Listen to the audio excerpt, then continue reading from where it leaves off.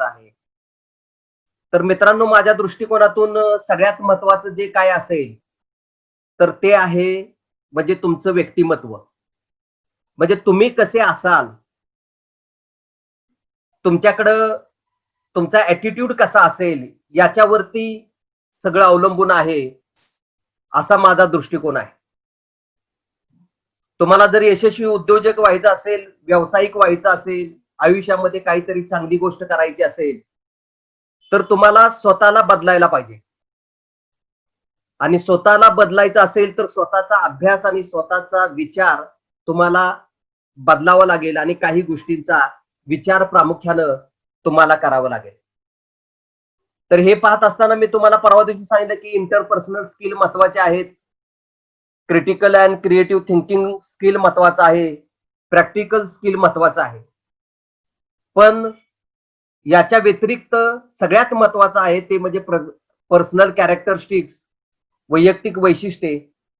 याच्यामध्ये आपल्याला लक्षात येईल की नॉलेजचा भाग जो आहे तो आयुष्यामध्ये यशस्वी होण्यासाठी 15% उपयोगी असतो. स्किलचा भाग जो आहे तो 23% उपयोगी असतो आणि राहिलेला सगळा 62% भाग हा ॲटिट्यूडचा येतो आणि ह्या ॲटिट्यूड वरती तुमचं आयुष्य हे यशस्वी होणार किंवा अयशस्वी होणार हे ठरत असतं. तुम्ही समाजामध्ये असे अनेक उदाहरणं बघितलेली असतील. तुमच्या लक्षात देखील येतं की अरे असे कितीतरी लोक आहेत की त्यांच्याकडं बघितलं तर असं वाटतं की यांच्याकडे काहीच नॉलेज नाही. ह्यांच्यापेक्षा तर माझ्याकडे जास्त चांगलं नॉलेज आहे. पण तरी देखील ही लोक यशस्वी आहेत. ही लोक काय यशस्वी आहेत? तर या लोकांच्याकडे असणारा त्यांच्या जगण्याच्या बद्दलचा ॲटिट्यूड किंवा दृष्टिकोन. आणि हा दृष्टिकोन जर विकसित झाला तर तुम्ही निश्चितपणे स्वतःला जे आहे ते प्रूव्ह करू शकाल किंवा यशस्वी किंवा जीवनामध्ये एक चांगलं यश जे आहे ते प्राप्त करू शकाल. म्हणून गेल्या तासाच्या वेळेला मी तुम्हाला सांगितलं होतं, गेल्या वेळेला तुम्हाला मी सांगितलं होतं की तुम्हाला मी असे एक 10, 15, 20 नव्हे तर 100, 125 गुण घटक असे सांगेन की त्याच्यावरती तुम्ही विचार करणं गरजेचं आहे. आणि त्याच्यावरती विचार करून स्वतःला विकसित करणं हे अत्यंत आवश्यक आहे. आता हे गुण घटक सांगेन ते माझ्या दृष्टीनं त्याचं विश्लेषण असेल. पण माझी खरी अपेक्षा अशी आहे की हे जे गुण घटक असतील त्या प्रत्येक गुण घटकावरती तुम्ही स्वतः विचार करायला पाहिजे. स्वतः त्याच्यावरती तुम्ही थिंकिंग किंवा थॉट प्रोसेस तुमची डेव्हलप झाली पाहिजे. तरच ते गुण तुम्हाला तुमच्या आयुष्यामध्ये उतरवता येतील आणि त्याचा वापर तुमच्या आयुष्यामध्ये तुम्हाला करता येईल आणि जे तुम्हाला अपेक्षित आहे ते तुम्हाला त्या ठिकाणी मिळवता येईल. तर 100, 125 गुण घटक आहेत. त्याच्या व्यतिरिक्त अजून असतील, त्यामध्ये काय नाहीये. पण आपल्याला जर विकसित करायचं असेल, कारण सेल्फ डेव्हलपमेंट ज्याला आपण म्हणतो, स्वयंविकास ज्याला आपण म्हणतो, स्वयंविकास करायचा असेल तर ह्या गोष्टींचा आपल्याला जरूर विचार करणं गरजेचं आहे आणि त्या गोष्टींची चर्चा आज आपण या ठिकाणी करणार आहोत. आता त्याच्यामध्ये माझ्या दृष्टिकोनातून आता कमी जास्त त्याची सिक्वेन्स असू शकेल. प्रत्येकाच्या दृष्टिकोनातून त्याची कमी जास्त सिक्वेन्स असू शकेल. पण मला जे जनरल वाटतात त्याच्याबद्दल मी तुमच्याशी चर्चा करणार आहे. तुमच्याकडे वही पेन असेल तर निश्चित तुम्ही ते लिहून घेणं तुमच्या दृष्टीनं कधीही योग्य ठरेल. कारण तुम्हाला ह्या प्रत्येक घटकावरती स्वतंत्ररित्या पुन्हा तुम्हाला त्याच्यावरती विचार करायचा आहे. तर पहिला घटक आहे माझ्या दृष्टिकोनातून तो म्हणजे निश्चय, ज्याला इंग्रजीमध्ये डिटर्मिनेशन म्हणतात. तर निश्चयाचा भाग हा अत्यंत महत्वाचा आहे. तुम्ही जर निश्चय योग्य पद्धतीने करू शकला आणि निश्चित असा निश्चय जर केला तर आयुष्यामध्ये तुम्ही पाहिजे ती गोष्ट मिळवू शकाल. पण बऱ्याच वेळेला काय होतं की निश्चय कसा असतो की सकाळी झोपेतनं उठताना आपण ठरवतो की ही अमकी एक गोष्ट करायची आणि उठलो आणि आपल्या दैनंदिन जीवनाच्या कामाला आपण लागलो की ती ठरवलेली गोष्ट आपण ताबडतोब विसरून जातो. असं बऱ्याच वेळेला आपल्या आयुष्यामध्ये घडतं आणि मग त्यावेळेला आपल्या लक्षात येतं की अरे माझा निश्चय कसा आहे. जर त्वरित वाहून जाणारा निश्चय जर असेल तर तो निश्चय काहीही उपयोगाचा नाही. तर तुमचा निश्चय हा दृढ असला पाहिजे. एखाद्या पाषाणासारखा काळात भिन्न जो पाषाण असतो, दगड असतो, तो तसा अचल असतो. तशा पद्धतीचा निश्चय तुमचा काय असला पाहिजे, अचल असला पाहिजे. एखादी गोष्ट ठरवली म्हणजे ठरवली, ती करायची म्हणजे करायची. नाहीतर काय होतं की मन आपलं खूप भरकटणारं असतं, फिरणारं असतं आणि ताबडतोब बदलणारं असतं. आणि त्याच्यामुळे काय होतं की आपण एखादा निश्चय करतो आणि एखादी गोष्ट आपल्याला काहीतरी लक्षात येते आणि मग आपण तो निश्चय लगेच सोडून देतो आणि दुसऱ्या गोष्टीच्या पाठीमागं पळत राहतो. म्हणजे आपण भुंग्यासारखं ह्या फुलावरनं त्या फुलावर, त्या फुलावरनं त्या फुलावर, तशा पद्धतीनं एका कामावरून दुसऱ्या कामावर, दुसऱ्या कामावरून दुसऱ्या कामावर, एका निश्चयावरून दुसऱ्या निश्चयावर, दुसऱ्या निश्चयावर तिसऱ्या निश्चयावर, एक निश्चित असा निश्चय आपण धरून ठेवत नाही, एक निश्चय करत नाही आणि त्याच्यावरती जर आपण काम केलं तर निश्चित आपल्याला यश मिळेल. पण आपण आपला जर विचार केला तर तुमच्याही लक्षात येईल की लहानपणापासून अशा कितीतरी गोष्टी तुम्ही ठरवल्या, पण त्या आजपर्यंत तुम्हाला पूर्ण करता आल्या नाहीत. आणि त्याचं कारण असं आहे की तुम्हाला ज्या पद्धतीनं तुमच्याकडे निश्चयाची ताकद पाहिजे, ती निश्चयाची ताकद तुमच्याकडे नाही. म्हणून हा निश्चय जो आहे तो दृढ निश्चय कसा होईल आणि कुठलंही काम करत असताना या निश्चयाच्या बाबतीमध्ये तुम्ही सजग राहिलं पाहिजे, जागृत राहिलं पाहिजे. एखादा निर्णय घेतला म्हणजे घेतला, तो वारंवार बदलला तर त्याला कुठल्याही पद्धतीचा अर्थ राहणार नाही. म्हणून निश्चय ही बाब तुम्हाला या गोष्टीवरती तुम्हाला विचार करायचा आहे आणि ते तुमच्या दृष्टिकोनातून विचार करायचा आहे. दुसरी माझ्या दृष्टिकोनातून महत्वाची गोष्ट असेल ती म्हणजे इन्स्पिरेशन, ज्याला आपण अंतःप्रेरणा म्हणतो. सिक्स सेन्स म्हणतात. सिक्स सेन्स अशी एक गोष्ट असते पहा, तुम्ही बारकाईने विचार करा. तुम्हाला सगळी परिस्थिती, सगळं वातावरण, तुमचे सगळ्यात उपलब्ध असणाऱ्या संधी किंवा ह्या सगळ्या गोष्टी याच्या व्यतिरिक्त असं एक तुमचं मन तुम्हाला अनेक कामामध्ये, अनेक बाबीमध्ये तुम्हाला सूचना देत असतं पहा. तुम्हाला मार्गदर्शन करत असतं. तुम्हाला एक दिशा दर्शवत असतं.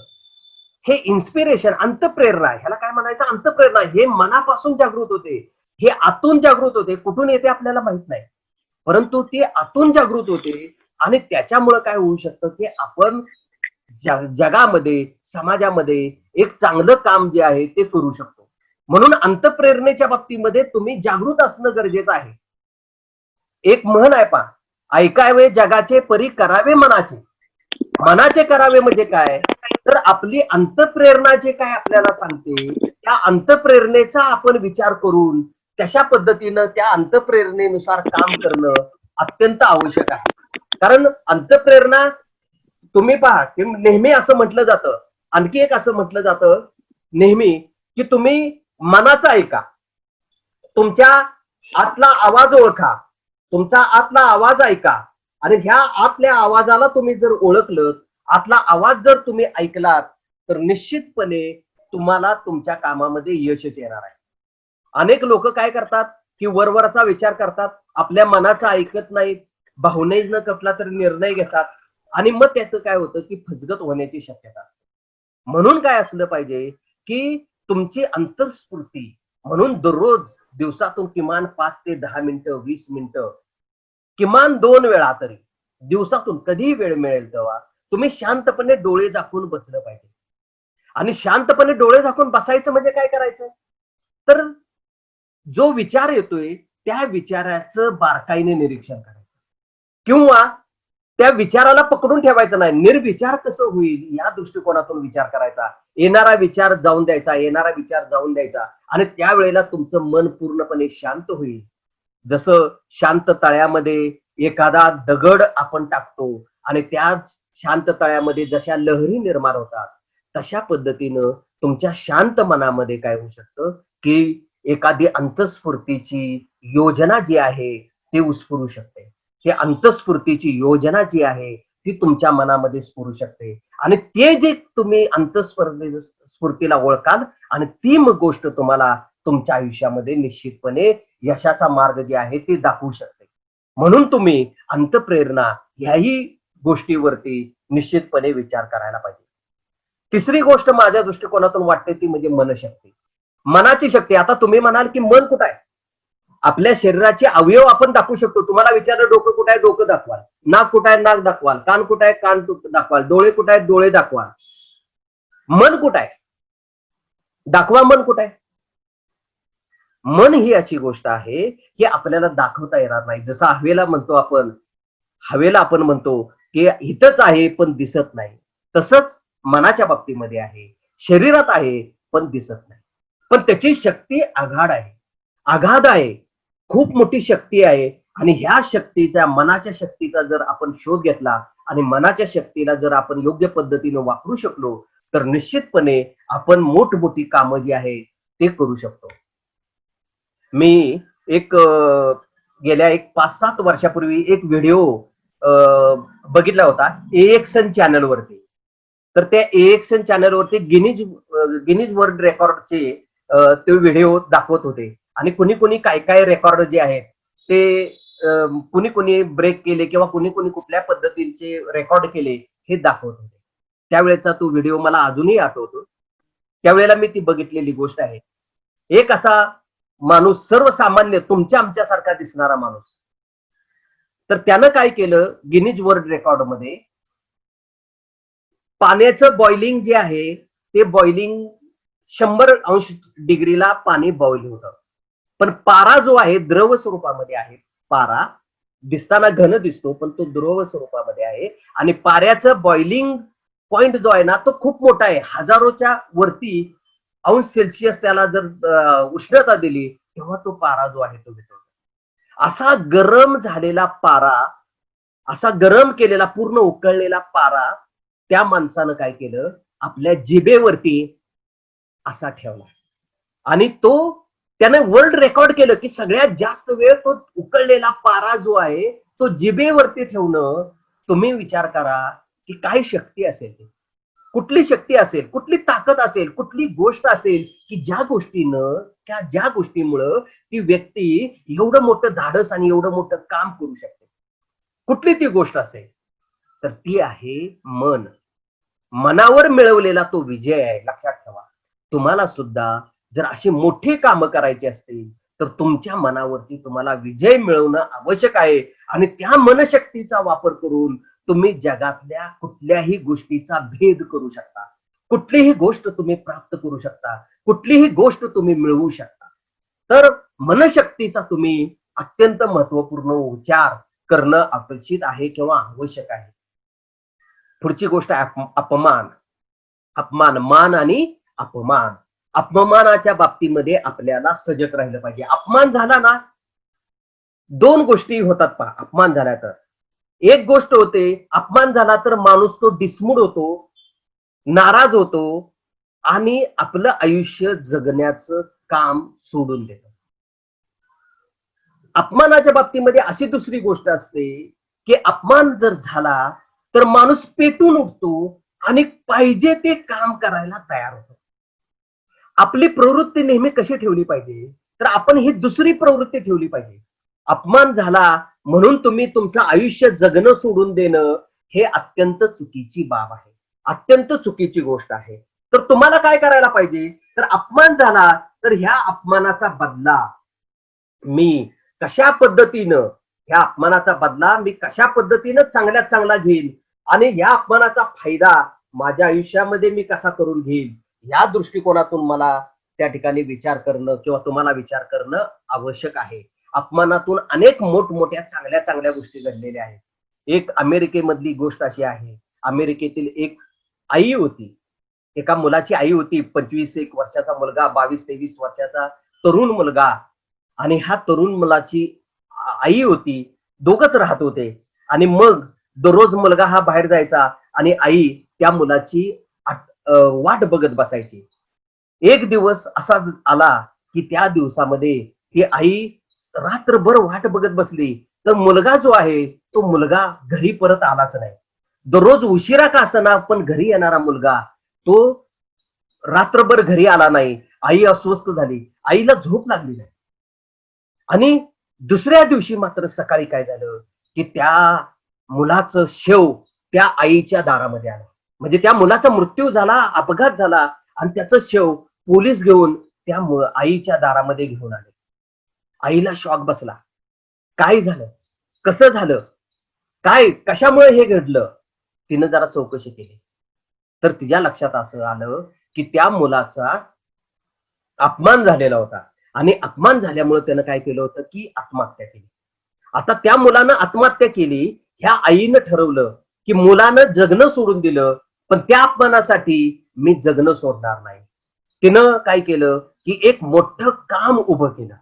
हे काम कोणासाठी केलं? तर तरुण मुलांच्यासाठी केलं, की तिच्या लक्षात आलं, की तरुण मुलं जे आहेत ते मोठ्या प्रमाणामध्ये ह्या दारूच्या किंवा व्यसनाधीनतेच्या, अल्कोहोलच्या नादाला लागलेले आहेत. मग एक जगामध्ये अशी तिनं संघटना केली, निर्माण केली त्या मुलाचा अपमानाचा बदला घेण्यासाठी, की जगामधले जास्तीत जास्त लोक जे आहेत ती निर्वसनी होण्याच्या दृष्टिकोनातून जगामध्ये तिनं काम केलं. पहा, अपमान झाला मुलाचा, अपमानाचा बदला त्या आईने घेतला.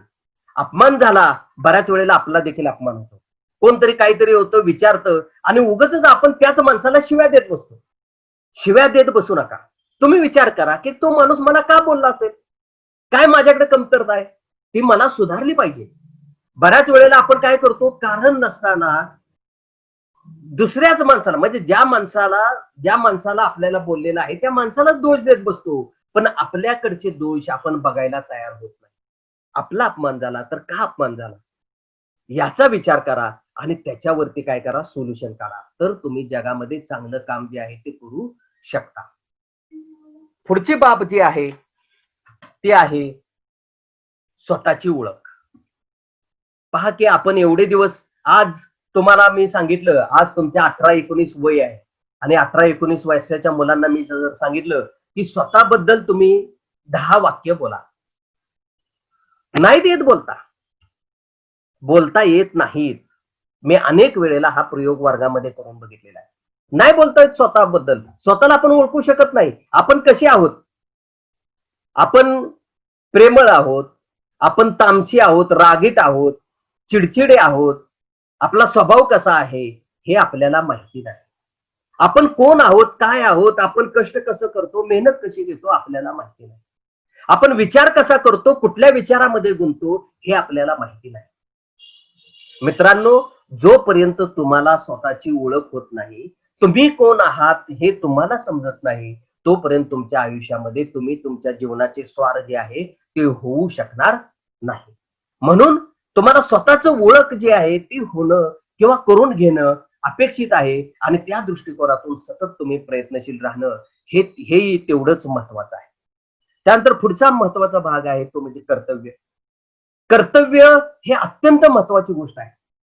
तुम्ही जन्माला का आला आणि जन्माला येऊन मला कुठलं कर्तव्य पूर्ण करायचं आहे? केलाय विचार कधी तुम्ही?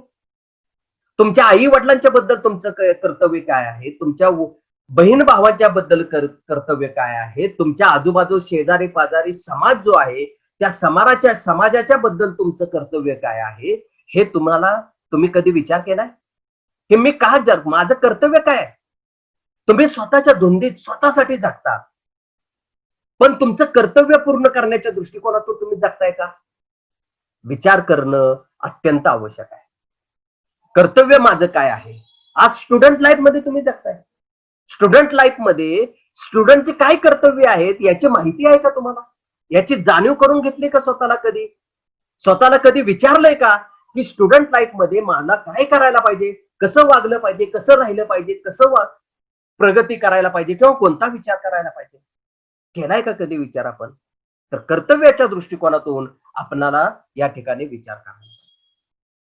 पुढचा शब्द आहे तो म्हणजे क्षमता. आपल्या क्षमता ह्या विकसित करायला पाहिजे. आणि ह्या कोण विकसित करतं? ह्या क्षमता कोण विकसित करतं? तर स्वतः विकसित करायला पाहिजे. तुमच्या काय क्षमता आहेत? पहा, की अनेक तज्ञ लोक जे आहेत, ते तज्ञ लोक सांगतात, की तुमच्याकडे असणाऱ्या क्षमतेपैकी तुम्ही केवळ 2% सुद्धा क्षमता तुम्ही स्वतःसाठी वापरत नाही. तुमच्याकडे असणाऱ्या क्षमतेचा केवळ 2% तुम्ही वापर केला तर तुम्ही जगविख्यात व्यक्तिमत्व बनू शकता. पहा, ह्या क्षमता विकासाच्या दृष्टिकोनातून तुम्हाला विचार करायला पाहिजे. कुठल्या क्षमता आहेत? कितीतरी वेळा असं घडतं की ताकद तुमच्याकडे असते, पण एक विचार काहीतरी मनात येतो आणि ती ताकदीचा वापर तुम्ही करत नाही, त्या विचारालाच पकडून ठेवता.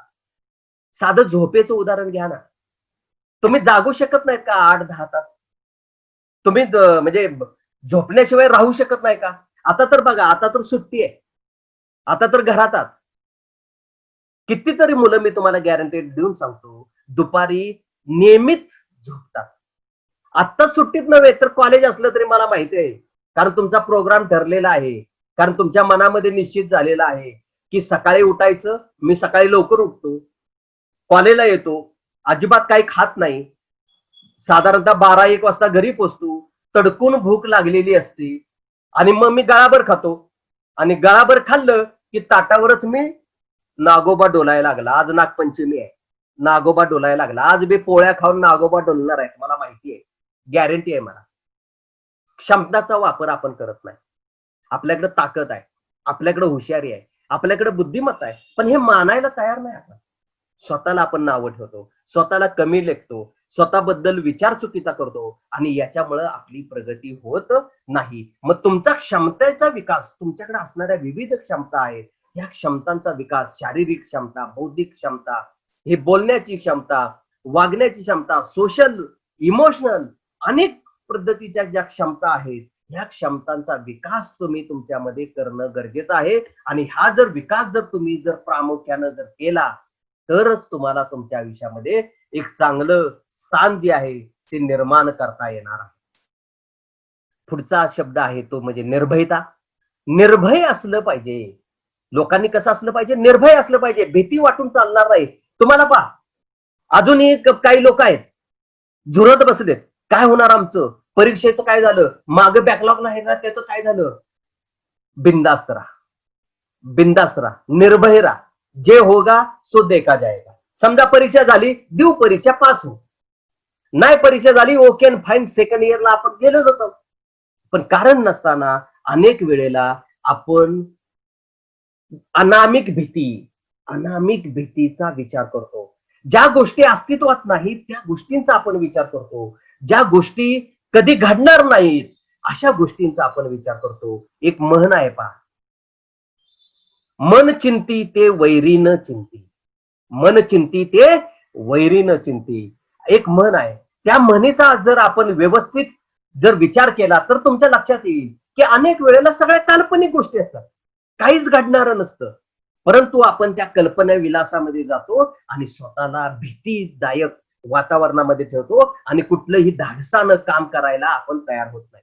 कारण कुठलीही गोष्ट करायची म्हणलं की त्याला धाडस लागतं. पुढे जावं लागतं. पण पुढे जाण्याचा विचार तुमच्या मनामध्ये येत नाही, कारण तुम्हाला भीतीनं ग्रासलेला आहे. आणि ती भीती देखील कशी आहे? अनामिक भीती आहे. खरी भीती अजिबात नाही. आणि ह्या अनामिक भीतीवरती जोपर्यंत तुम्ही स्वार होत नाही, तोपर्यंत तुम्ही जगामध्ये यशस्वी होऊ शकत नाही. पुढचा शब्द आहे आत्मविश्वास. आत्मविश्वासावरती तुम्हाला काम करावं लागेल. सेल्फ कॉन्फिडन्स हा अत्यंत महत्वाचा आहे. तरुणपणामध्ये लात मारीन तिथं पाणी काढीन, अशा पद्धतीची क्षमता तुमच्यामध्ये तुम्ही जर विकसित करू शकला, तरच तुम्ही तुमच्या आयुष्यामध्ये यशस्वी होऊ शकाल. आत्मविश्वास नाही, कुठलीही गोष्ट करायची भीती वाटते, कुठलीही गोष्ट करायची म्हटलं की नकारात्मकता येते. हाय, हे तुम्ही पहा. आत्मविश्वास एक साधी टेस्ट सांगतो तुम्हाला, लिटमस पेपर सारखी टेस्ट आहे. तुम्ही आत्मविश्वासू आहात किंवा नाहीत याची जर साधी टेस्ट घ्यायची असेल तर एकच गोष्ट करायची. कुठलीही गोष्ट समजली की आपल्या मनामध्ये त्या गोष्टीच्या संदर्भामध्ये पॉझिटिव्ह थॉट येतो का निगेटिव्ह थॉट येतो, याचा विचार करा. निगेटिव्ह थॉट आला की समजायचं की मी आत्मविश्वासू नाही, आणि पॉझिटिव्ह थॉट आला तर म्हणायचं की मी आत्मविश्वासू आहे. उदाहरणार्थ कसं, की तुम्हाला एखादं काम सांगितलं, मी आज सांगितलेले शब्द उद्या मला तुम्ही तुमच्या चॅटबॉक्स मध्ये लिहून सांगायचे आहे. ज्याच्या मनामध्ये येईल ओके डन, मी हे करणार, तो आत्मविश्वास. आणि एखाद्याच्या मनात येणार, अरे मी हे लिहूनच घेतलं नाही, आता मला ते सगळे शब्द आठवतील का, मग मी सांगू शकेल का, मग मला टाईप करता येईल का, मग सगळेचे सगळे सगळे शब्द मला आठवतील का? असे अनेक विचारानं जो ग्रासेल त्यानं समजायचं की मला आत्मविश्वास वाढवण्याची गरज आहे. कारण ज्या व्यक्तीचा स्वतःवरती विश्वास असतो तो व्यक्ती कुठलंही काम करताना मागं पुढं बघत नाही, कुठलाही विचार करत नाही. म्हणून आत्मविश्वास हा अत्यंत महत्वाची बाब आहे किंवा महत्वाचा गोष्ट आहे. आणि हा आत्मविश्वास वाढवण्यासाठी तुम्हाला विशेष प्रयत्न करावे लागतील. पुढचा शब्द आहे ते म्हणजे ध्येय, टार्गेट, गोल. ध्येयाच्या बाबतीमध्ये अत्यंत खूप ह्याचं एक दिवसभर आपल्याला बोलता येईल ध्येयावरती. पण आपण एवढा वेळ आपल्याला नाहीये. मी थोडक्यात सांगतो ध्येय ध्येय म्हणजे काय टार्गेट. तुम्ही लहानपणापासून तुम्ही म्हणता की ध्येयानं वागायचं किंवा तुमचे शिक्षक तुम्हाला सांगत आलेले आहेत की ध्येयानं वागा, ध्येय ठरवा, ध्येय अचीव होत नाही तोपर्यंत सतत काम करत राहा. परंतु परंतु काय होतं पहा की हे ध्येय काय असतं, कसं असतं, कसं ठरवायचं असतं हे आपल्याला माहिती नसतं. म्हणून मी तुम्हाला सांगतो की एक 4-5 गोष्टीच्या बाबतीमध्ये आत्ताच तुम्ही ह्या वर्षीच आजच ध्येय निश्चित करा. माझी फायनान्शियल पोझिशन काय असेल, माझं एज्युकेशन कशा पद्धतीचं असेल, माझे रिलेशनशिप कशा पद्धतीचे असेल, माझे फिजिक्स आरोग्य कशा पद्धतीचं असेल, माझे सोशल लाईफ कशा पद्धतीचे असेल, असे 4-5 पद्धतीचे ध्येय प्रत्येक वेगवेगळ्या पद्धतीचं. आलं लक्षात? आर्थिक ध्येय ज्याला म्हणू शकतो आपण, फिजिकल म्हणजे फायनान्शियल म्हणजे आर्थिक ध्येय आपण ज्याला म्हणू शकतो. आरोग्याच्या बाबतीमध्ये ध्येय असू शकले पाहिजेत. त्यानंतर तुमच्या शिक्षणाच्या बाबतीमध्ये, करिअरच्या बाबतीमध्ये ध्येय असले पाहिजेत. कुठलं एज्युकेशन करणार, बीकॉम नंतर मी काय करणार, हे आत्ता ठरलं पाहिजे, तर तुम्ही करणार. आपण नेहमीच म्हणतो आपलं नेहमीच आपलं घडतं की ताण लागली की वेळ घालतो आणि मग त्यावेळेला गोष्टी पूर्ण होत नाहीत. मग तुम्हाला हे 5-6 प्रकारचे वेगवेगळ्या पद्धतीचे ध्येय आहेत. हे ध्येय तुम्हाला जे आहेत ते समजले पाहिजेत किंवा त्याचा विचार तुम्ही करायला पाहिजे. म्हणजे तुम्ही निश्चितपणे तुम्हाला अपेक्षित असणारी गोष्ट जी आहे ती प्राप्त करू शकाल. पुढची जी आहे गोष्ट आहे ती परिस्थिती. परिस्थिती म्हणजे आपली वातावरण. परिस्थितीच्या बाबतीमध्ये आपण नेहमी म्हणतो, मी एक चांगल्या घरात जन्माला आलो असतो तर माझं आयुष्य नक्की बदललेलं असतं. चांगल्या घरात याचा अर्थ काय? दुसऱ्या घरात. अरे तुला बाबा तुझ्या आई वडिलांनी जन्म दिला, ही दुनिया दाखवली. ह्याचं महत्व लक्षात ठेव.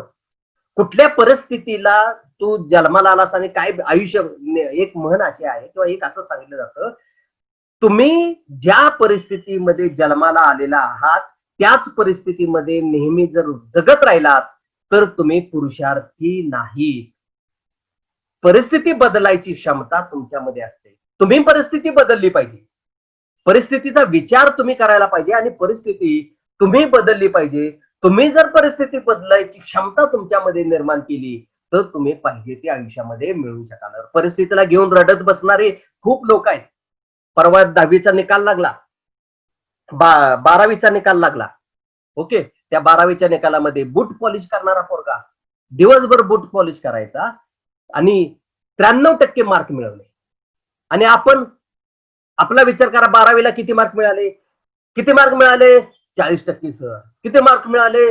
46% सर. किती मार्क मिळाले? 52% सर. अरे वा, काय करत होतास?